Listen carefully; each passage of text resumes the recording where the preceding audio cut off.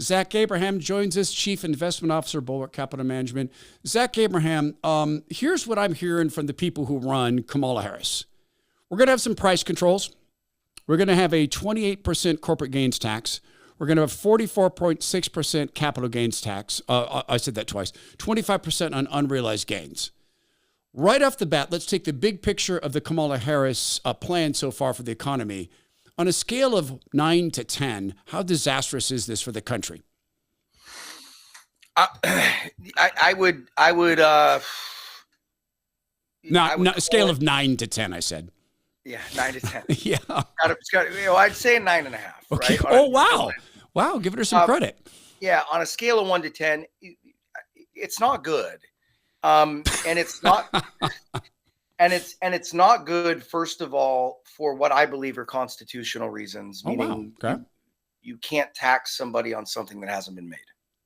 So we got to talk about that. I want to save that one. That's a big one. The unrealized corporate or unrealized gains. You can't tax someone on something that's not been made.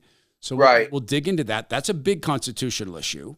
Yep. Yeah, and I think it could be something that is devastating to the economy, because what will end up happening is you're going to get a deluge of selling, and I would anticipate that it would be a really hard, especially after the biggest, longest bull market in the history of the United States.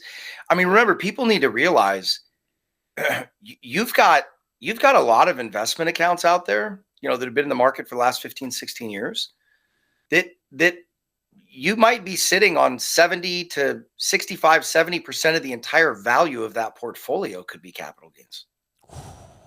Okay. So we'll dig into this further, because I also want to talk about price controls in this whole package together, as well as the corporate tax. There's something people in this audience, this viewership probably knows, although out in the YouTube generation, I don't think people understand this at all. We'll talk about this with Zach Abraham, Chief Investment Officer, Bulwark Capital Management.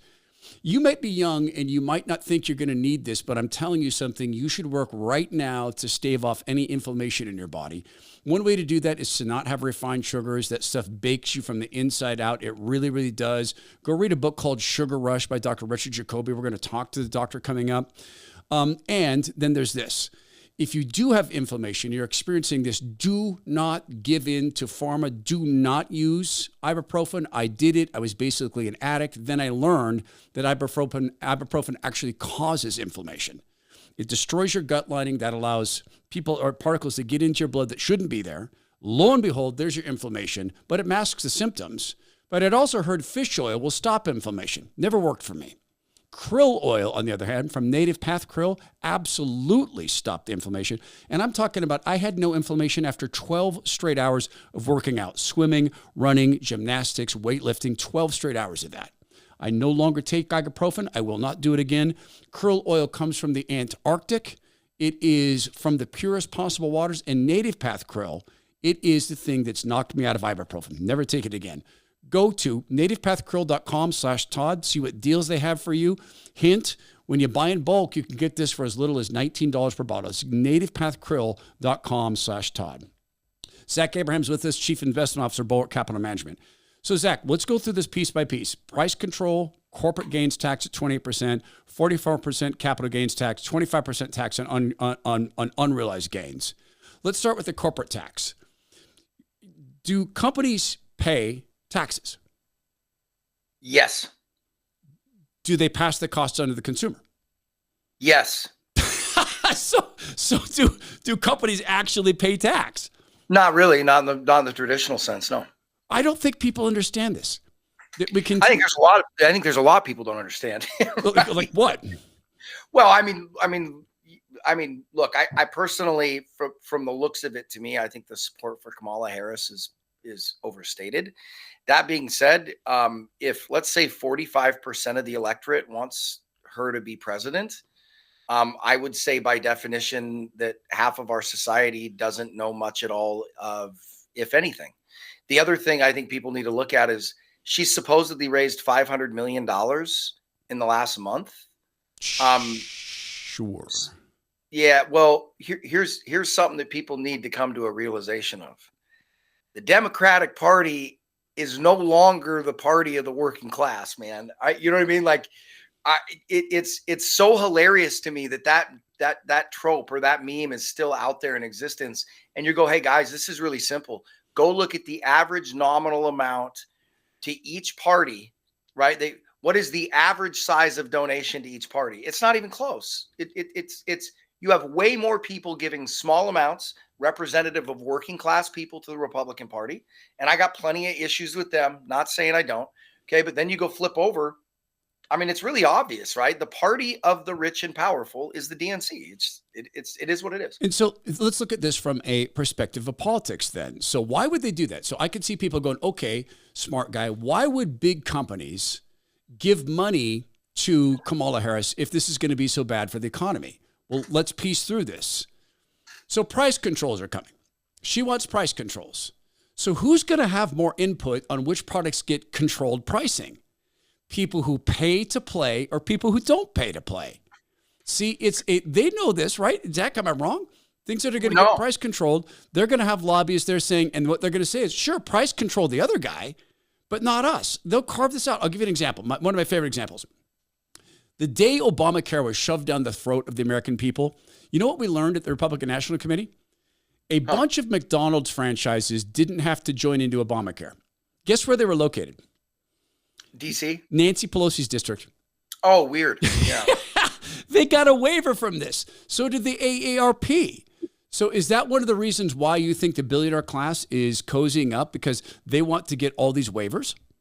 No, the reason they're cozying up by and large is regulatory capture. What these guys have realized, and very intelligently so, is that rather than trying to push back and lobby for less regulations, go out there and sing a song of regulate me more, right? Become like a legislative Jesus, if you will, right? Mm-hmm. Oh, look at him. He's offering to increase his own costs, So what they're realizing is through, which I think you could almost call soft monopolies, is that one of the easiest, and look, all of the data backs this up. And if anybody has an issue with this data, there's several good books out there. One of them is written by a guy by the name of Matt Stoller. And I'm forgetting the name of the books, but during a break, I'll look up the names of both.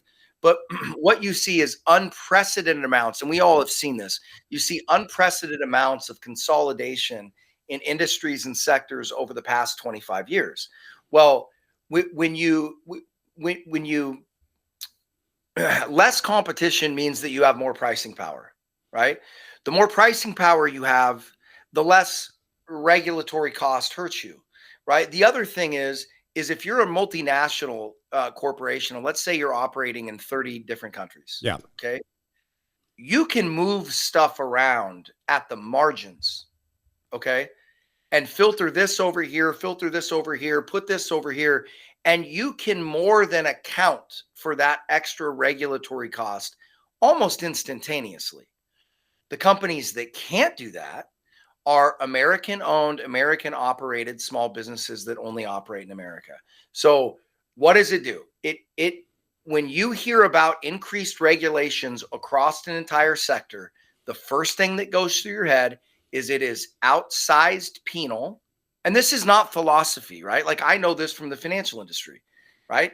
There's costs that are a pain for us that JP Morgan doesn't even blink at, because they can reroute some more business through Dubai or through South America, whatever the case is. And, for instance, think about it. They just reroute 3% of their overall income or business activity on a global basis outside of the United States and through some other entities. They can make up for it right there, right? So anytime you hear about increased regulations, the smaller the business, the more penal it is, period. Okay, so they're going in for a regulatory capture in a successful effort, it seems, to create regulations so labyrinthine, so puzzle-esque that only big companies can deal with in this. And then the game is you shift these, revenue flow. Okay, gosh, you know what? We've got this tax thing. All right, run 3% through Ireland, whatever. I had a friend of mine who's one of the most successful so-called patent trolls in the world. Now, I've learned about the so-called patent trolling business. I don't think it's trolling at all. I think it's defending small inventors, not small people, but small-time inventors who have legitimate patents given them by the United States government. Big companies come in and say, hey, screw you. We don't care. You're going to sue us? Well, we'll paper you in all 50 states. We'll destroy you. Right. You know what my friend it pays in taxes? Zero. What? Zero. Because he has done everything offshore. It took him millions of dollars to create this machine. He can also launch a company with international footprint. It takes him about a day to paper it all, to have it all done. He's so good at this because he can't have the big companies find out who he is because they'll come at him personally. So he knows how to play that game. Guess where he learned it? One of the top 3 tech firms. Yeah, there you go. Well, and they figured, and these guys, to their credit, are really smart. And if anybody has been kind of scratching your head about why these capitalists would be in favor of higher regulations, it's just really, really simple, guys. When you are a monopoly, so let's think about, Bulwark versus JP Morgan is a perfect example. Okay. When there is a regulation that has to do with our corporate tax rate or anything like that, it is what it is. There's nothing I can do, right? I've got no levers to pull. I got no clients that are not U.S. citizens. I've got no offshore funds. I've got none of that stuff. So you're just stuck with what it is. So every increasing regulation, the other thing is that bigger firms like a JP Morgan, they've got armies of lawyers already, right? So dealing with that and knowing how to navigate it doesn't cost them anything. Exactly. This is my point about the patent trolling thing. My friend learned this in one of the big 3 tech companies. He knew exactly, when he got into the patent trolling business, he knew exactly what to go after them as dollar-wise, where it would get kicked up into, oh my gosh, this we can't have this go to court. He knew the formula to a T that was the settle formula. So that he could get a quick settlement. He knew the ones where, hey, I'm willing to go to court on this. And they figured out pretty quickly, we don't know who this guy is. We think we know, but dang it, he gets this business. He knows our formulas. So people rely on that. Got it. And here's the thing to pay attention to, guys. The bigger the government, right, the more invested they are in detail. The bigger the government, the more invested they are in detail. The more detail that exists, the more you can come around with the tool of scoundrels. Needless complication is a tool of scoundrels, and we are being bossed around by scoundrels.